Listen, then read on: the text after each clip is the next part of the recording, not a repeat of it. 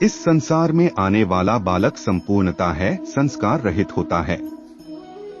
उसके अंतर पर ना कोई अच्छे चिन्ह अंकित होते हैं, ना ही कोई बुरे। जन्म से ही बालक में ना कोई गुण होता है, ना ही दोष। तो यह दोष अथवा गुण किस प्रकार प्राप्त होते हैं? क्या हमने कभी विचार किया है? हम पिता के मुख से निरंतर सुनी जाती है वही बात उनकी संतानों के हृदय का संस्कार बनती है। जैसे किसी गांव में नदी तट तक एक पगडंडी बन जाती है केवल उस मार्ग पर बार बार चलने के कारण। अर्थात माता पिता के दिल की इच्छाएं उनकी संतानों के हृदय का दोष अथवा गुण बनकर जन्म लेते हैं। क्या यह सत्य नहीं है? पर फिर भी जब उनकी संतानों में कोई दोष दिखाई देता है तो माता पिता आश्चर्य और दुख से भर जाते हैं। माता पिता का हृदय यह प्रश्न करता है कि उनके बच्चे में यह कुसंस्कार आए कहां से। सत्य तो यही है कि माता पिता अनजाने में अपने बच्चों को कुसंस्कार के बीज दे देते हैं, जो उनके बच्चों के हृदय पर कुसंस्कार का वृक्ष बनकर उग जाता है। अपने बच्चों को संस्कारी और गुणमयी बनाने के लिए क्या माता पिता को अपने हृदय की इच्छाओं पर अंकुश रखना अनिवार्य नहीं है? प्रत्येक माता पिता इस पर विचार अवश्य कीजिएगा। मनुष्य का स्वभाव है कि वह अपने परिवार के सदस्यों को ज्यादा से ज्यादा सुख सुविधाएं दे, ऐसी वह इच्छा रखता है। और अपनी इच्छाओं के चलते हम विश्राम और सुविधाओं को बढ़ाने का प्रयत्न करते रहते हैं। स्वयं अपने जीवन का विचार कीजिए, क्या यह सत्य नहीं है? अपनी संतानों के लिए हमेशा विश्राम और सुविधाओं का आयोजन करते हैं, पर कभी सोचा है कि विश्राम से क्या लाभ प्राप्त होता है? केवल सुख और सुविधाएं जिन्हें प्राप्त हो उनका जीवन कैसा होता है?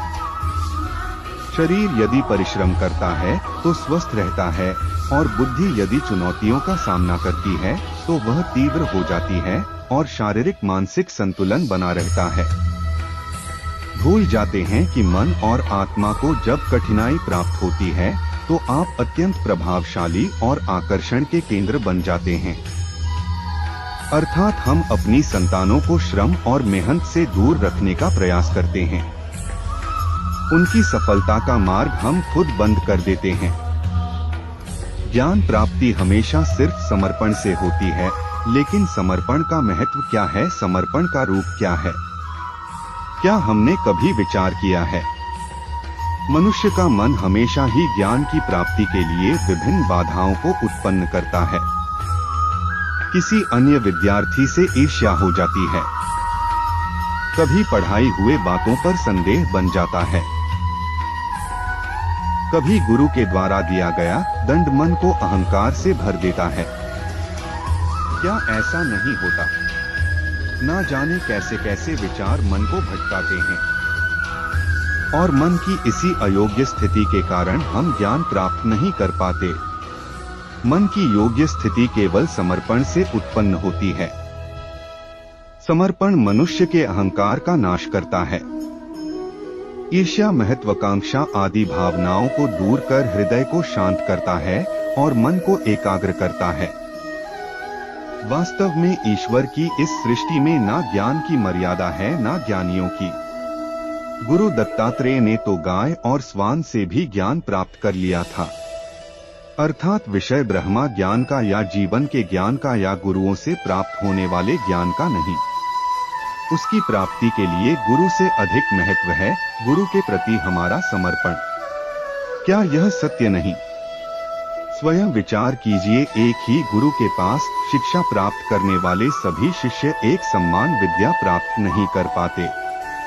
सारे शिष्य गुरु की बातें सुनते हुए नजर आते हैं और उनकी पूजा करते रहते हैं, किंतु एक समान विद्या प्राप्त नहीं कर पाते। क्या कभी विचार किया है कि ऐसा क्यों होता है? सत्य तो यह है कि विद्या प्राप्त करने वाले विद्यार्थी समर्पण का दिखावा तो करते हैं, लेकिन समर्पण का वास्तविक अर्थ नहीं समझ पाते।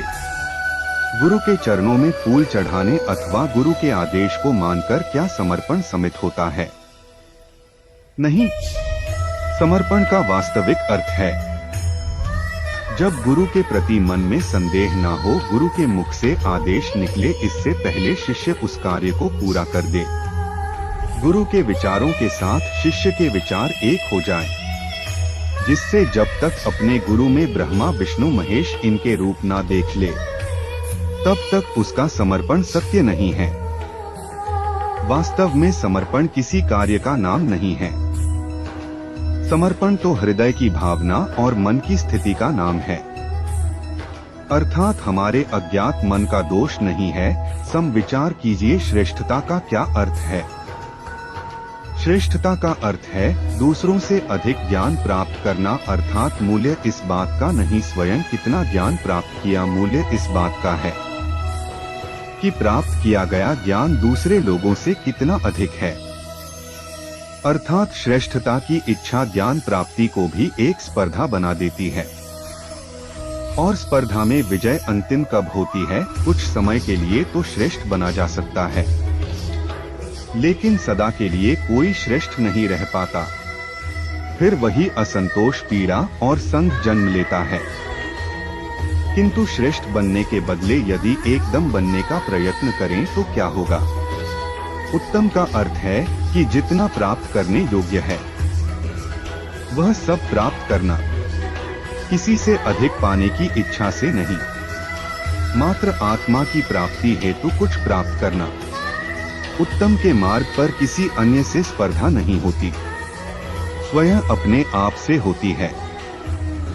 अर्थात उत्तम बनने का प्रथम करने वाले को सारा ज्ञान प्राप्त हो जाता है, बिना प्रयास के ही वह श्रेष्ठ बन जाता है।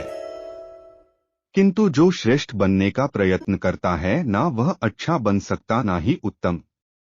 सोचिएगा जरूर,